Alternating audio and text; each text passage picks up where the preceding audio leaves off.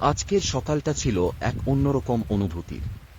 খুব ভোরেই রওনা দেওয়ার কথা ছিল কেরালা অভিমুখে, কিন্তু চোখ খুলতেই জানালার বাইরে ঝাপসা দৃশ্য, প্রচণ্ড বৃষ্টি। বাইরের ঝমঝম শব্দে এক মুহূর্তের জন্য মনে হয়েছিল আজকের যাত্রা হয়তো ভেস্তে যাবে। কিন্তু দমে যাওয়ার পাত্র আমি নই।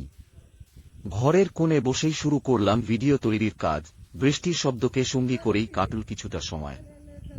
কিছুক্ষণ পর বৃষ্টির তেজ যখন কিছুটা কমল, আকাশটা তখনও মেঘলা। ব্যাগ গুছিয়ে বেরিয়ে পড়লাম। বৃষ্টির পরবর্তী সেই সতেজ আর ভেজা রাস্তার গন্ধ নিতে নিতে পায়ে হেঁটেই পৌঁছে গেলাম বাসস্ট্যান্ডে। 10 মিনিটের সেই পথ যেন বৃষ্টির পর এক নতুন রূপ নিয়েছিল। বাসস্ট্যান্ডে পৌঁছাতেই শুনলাম আগের বাসটি ঠিক কিছুক্ষণ আগেই বেরিয়ে গেছে। একটু হতাশ হলেও বেশি সময় অপেক্ষা করতে হল না।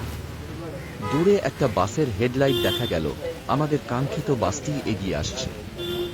বাসে উঠেই জানালার ধারের সিটটা দখল করে নিলাম। কন্ডাক্টর এগিয়ে এল টিকিটের জন্য। সেই ছোট্ট কাগজের টুকরোটি হাতে পেতেই একটা তৃপ্তির হাসি ফুটে উঠল। হ্যাঁ, যাত্রা শুরু হলো। বাস চলতে শুরু করল। জানালার পর্দা সরিয়ে বাইরের দিকে তাকালাম। জানালার কাঁচের ওপারে প্রকৃতি যেন এক জীবন্ত ক্যানভাস। তীর্থহাল্লির পথ ধরে আমাদের বাস যখন এগিয়ে চলছিল, তখন বাইরের দিনের হাওয়া আর বৃষ্টির ছাঁট বারবার মনে করিয়ে দিচ্ছিল শহর থেকে আমরা অনেক দূরে, সবুজের বুকে। ঝাপসা কাঁচের ওপাশে যে রাস্তা আর দূরের পাহাড়ের হাতছানি এক অপার্থিব ভালো লাগা তৈরি করছিল। যাত্রার শুরুতেই একটা ছোটখাটো অঘটন। গন্তব্যে পৌঁছানোর আগেই ব্যাঙ্গালোর বাসের জন্য হাহাকার। হাতে মাত্র 10 মিনিট সময়, বাসটা ধরার জন্য সে এক দারুণ উত্তেজনা। যদিও সেই বাস ধরতে না পারার আক্ষেপ খুব বেশিক্ষণ থাকল না, কারণ বাসের জানালার ধারের ওই দৃশ্যগুলোই ছিল আমাদের আসল সঙ্গী। বাসে বসেই জিরে সোডা আর পাঁপড় খাওয়ার সেই মুহূর্তগুলো যেন দীর্ঘযাত্রার একঘেয়েমিকে ম্যাজিকের মতো উড়িয়ে দিল। বাস যত এগোচ্ছিল, পাহাড়ি বাঁক আর নিচে উপত্যকার দৃশ্যগুলো যেন আমাদের সম্মোহিত করে রাখছিল। এরই মাঝে আমাদের বাস গিয়ে থামল হেলবি ফেব্রুয়ারি বাসস্ট্যান্ডে।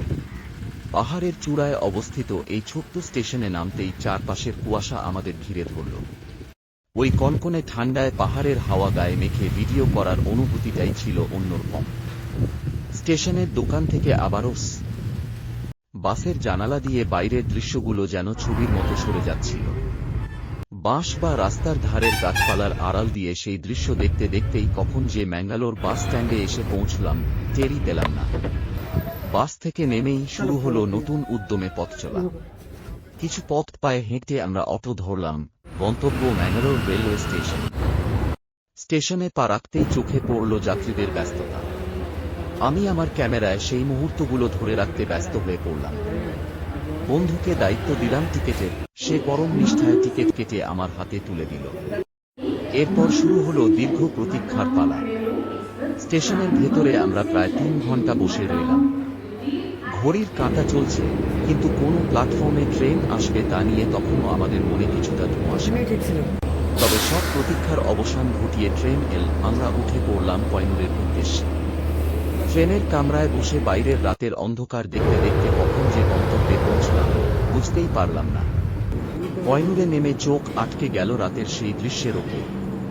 স্টেশনে প্রচণ্ড ভিড়, মানুষে গিজগিজ করছে, এক উৎসবমুখর পরিবেশ। আমরা স্টেশন থেকে বাইরে বেরিয়েই অটো নিলাম। 3 জন মিলে অটোতে চেপে